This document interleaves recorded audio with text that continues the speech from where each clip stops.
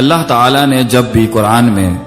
حیات کا ذکر کیا ہے تو اس سے مراد انسان کی روحانی حیات ہے، اس کی روحانی زندگی ہے، کیونکہ ایک ایسی زندگی جس میں انسان کا جسم تو بہت تندرست ہو مگر روح کا نہ اللہ سے تعلق ہو، نہ اس سے کوئی قرب ہو، نہ اس کی تڑپ ہو، نہ ہی اللہ اس روح کی مطلوب ہو، مقصود ہو، معبود ہو، محمود ہو، مدعو ہو، تو ایسے انسان کو اللہ تعالیٰ زندہ ہی نہیں مانتے۔ اللہ کا قرآن ان کو مردہ کہتا ہے، کیونکہ جس انسان کا دل اللہ کی یاد سے زندہ اور منور نہیں، اس انسان کے جسم کا بھی اس دنیا میں کوئی حال نہیں۔ ایک مقام پہ تو اللہ اس کو جانور سے نیچے درجے پر لے جاتے ہیں اور ایک جگہ اسے مردہ ہی کہتے ہیں۔ یہ دونوں آیات کے اندر انسان کو جو القاب ملے اللہ کی طرف سے،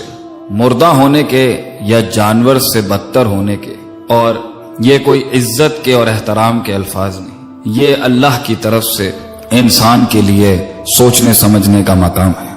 اللہ فرماتے ہیں وَلَقَدْ ذَرَأْنَا لِجَهَنَّمَ كَثِيرًا مِنَ الْجِنِّ وَالْإِنسِ لَهُمْ قُلُوبٌ لَا يَفْقَهُونَ بِهَا وَلَهُمْ أَعْيُنٌ لَا يُبْصِرُونَ بِهَا وَلَهُمْ آذَانٌ لَا يَسْمَعُونَ بِهَا۔ انسان کا دل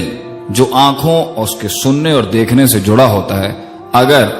وہ اللہ کی یاد سے، اس کے قرآن سے، اس کی کتاب سے اور اس کے فرمان سے غافل ہو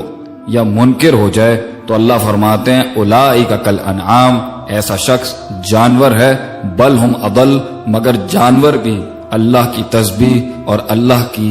عبادت سے کبھی غافل نہیں ہوتا۔ مگر انسان اگر اس درجے پر آ جائے تو ایک جگہ تو اسے اللہ جانور سے بدتر کہتے ہیں، اور دوسری جگہ اللہ فرماتے ہیں اومن کان میتن فاحییناہ، تم مردہ تھے ہم نے تمہیں زندہ کیا۔ یہ دین ہی انسان کو حیات دیتا ہے، اس کی روحانیت کو، اس کی عقل کو، اس کی فطرت کو، اس کی سوچ کو، اس کے افکار کو، اس کے عقائد کو، اس کے انقیادات کو، اس کے ادراکات کو، اس کے احساسات کو، اس کے جذبات کو اصل انلائٹنمنٹ تو یہ دین دیتا ہے انسان کو۔ آ کے جب وہ حق و باطل، صحیح اور غلط کا میزان اور کرینہ سیٹ کرتا ہے، وہ یہ دین کرتا ہے، تو اللہ فرماتے ہیں تم مردہ تھے،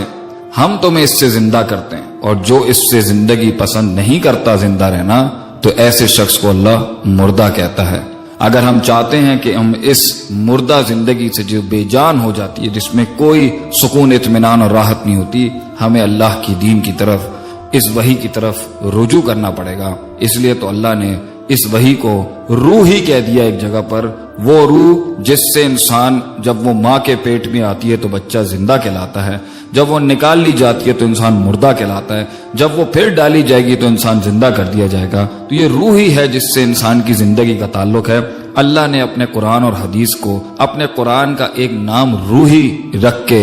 روحی بتا کے اس کو آگے بیان کیا۔ اللہ نے اپنے قرآن کا ایک نام ہی روح بتایا، وَكَذَلِكَ أَوْحَيْنَا إِلَيْكَ رُوحًا مِّنْ أَمْرِنَا، اور ہم نے اپنے حکم سے آپ کی طرف یہ روح بھیجی ہے جو ان مردہ دلوں میں جان ڈالے گی۔ مَا كُنْتَ تَدْرِي مَا الْكِتَابُ وَلَا الْإِيمَانُ، ایمان، کتاب اور یہ قرائن اور یہ میزان اور یہ حق اور باطل کی باتیں لوگ نہیں سمجھتے تھے۔ وَلَكِنْ جَعَلْنَاهُ نُورًا، اور ہم نے اسی روح کو ایک طریقے کا نور بھی بنا کے بھیجا ہے، تو نور سے آپ دیکھ سکیں گے اور حیات سے آپ چل سکیں گے۔ حیات و نور کے اس کمبینیشن کے بغیر انسان زندہ نہیں بلکہ مردہ ہے اور جانور سے بدتر ہے۔